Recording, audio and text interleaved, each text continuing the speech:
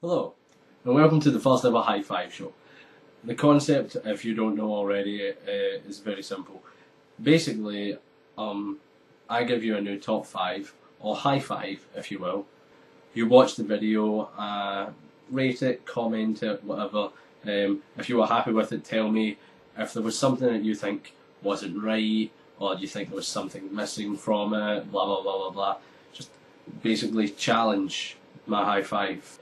So, for the first episode, we'll do movies. Now, I know what you're thinking. Who in YouTube hasn't done a top 5 of movies? In fact, most of the people that are on YouTube probably have their own top 5 movies. But because the High 5 show, and I'm trying to keep the list sort of fresh, something that maybe somebody hasn't thought of before. The 5 movies that are in this aren't just 5 really good movies. They're 5 really good movies, but movies that are really good specifically because of the cast that was in the movies. But the reason I decided to do this is, well, first reason is because I know it's something that people can relate to, and I know we've all been to see a film or watched it on TV or whatever and just been like, that was kind of a rubbish movie. But I really liked they two in it. They two were really funny in it. The second reason I've chosen this is because there is a movie, if you don't know it, it's The Expendables, this year's big sort of action movie. I think it'll be a really good movie, but not for its in-depth storyline and fantastic characterisation. Fifth place in this high 5 goes to Toy Story. The cast really brought out a massive amount of stuff. They really gave the characters the personality they required. I mean, got Wallace Shawn, who played Rex, who's like a voiceover legend, and really if you want to bring out a character in any animated film you do, if you can get Wallace Shawn, then you're already miles ahead of everybody else. Moving on from that, you've got Don Rickles, who's the perfect old man, I think, to play an old potato man.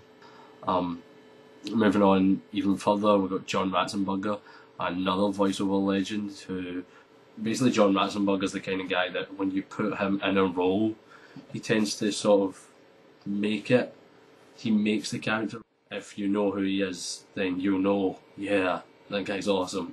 And also, he looks so much like Ham, which is the piggyback that he does the voice for.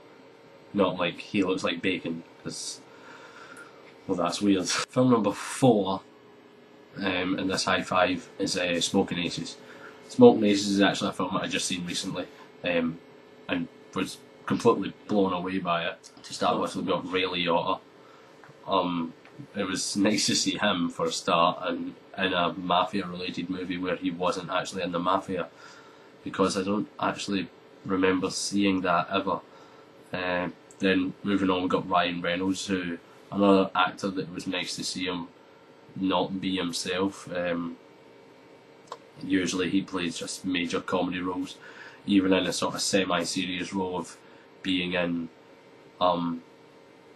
X-Men Origins. He still sort of played a comic relief character right up until the end, so yeah, it was nice to see him in a serious role, and he fitted it so well. He actually plays a really good FBI agent. And then, of course, Andy Garcia with his hilarious southern accent, which was absolutely fantastic.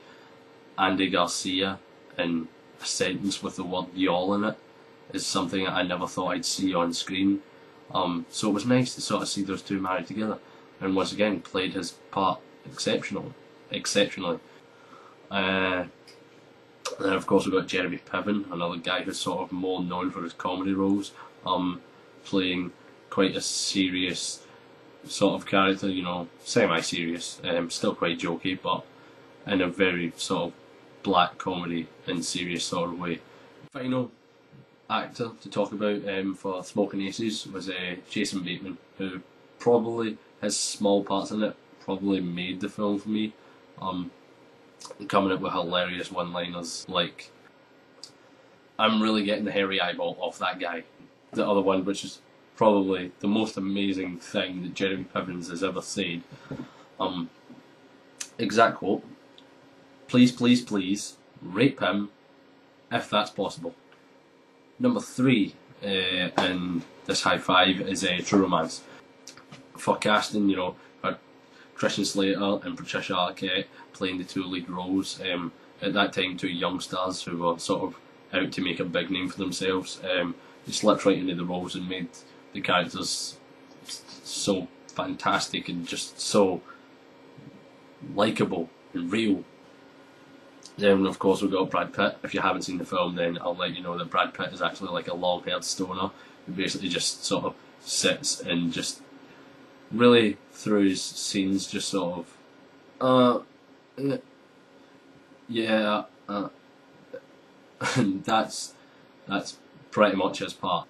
And then of course we've got a complete flip side of the sort of pacifist Brad Pitt. You've got James Gandolfini, who was like the sort of ruthless bad guy, and I always see him as a ruthless bad guy no matter what he's in, even if he's playing a good guy. And of course we got Drexel. Drexel was the ultraviolet pimp, who dabbled in some other illegal activities, shall we say, and was a bit racially confused. Played to perfection by none other than Gary Oldman. Finally, the ultimate point to make about True Romance: Dennis Hopper and Christopher Walken, 2 of the greatest actors ever, basically going at each other verbally, in a very sort of calm, relaxed way. And the scene that they both share is probably one of the most pivotal and beautiful scenes in movie history. So yeah, True Romance, number 3, 3rd position. 2nd place goes to none other than Pulp Fiction. Start with Uma Thurman, who played Uma Thurman, who played Mia Wallace, the fast-talking vixen who had a lot to say for herself. She really brought amazing sort of personality that only a female actor can bring to a film sometimes. I'm going to run out of time. Harvey Keitel. Now, Harvey Keitel is beautiful in anything he does. He fills the shoes of any character that he plays, basically playing a very sort of no-nonsense professional problem solver. Samuel Jackson, of course. When it comes to what you're going to say about Samuel Jackson, all you can really say is Ezekiel 25 to 46. It's kind of enough. So here we are, the finale of this high five. I don't have a drum, so there will be no rolling of it. All we're going to do is sort of ba da da da da da.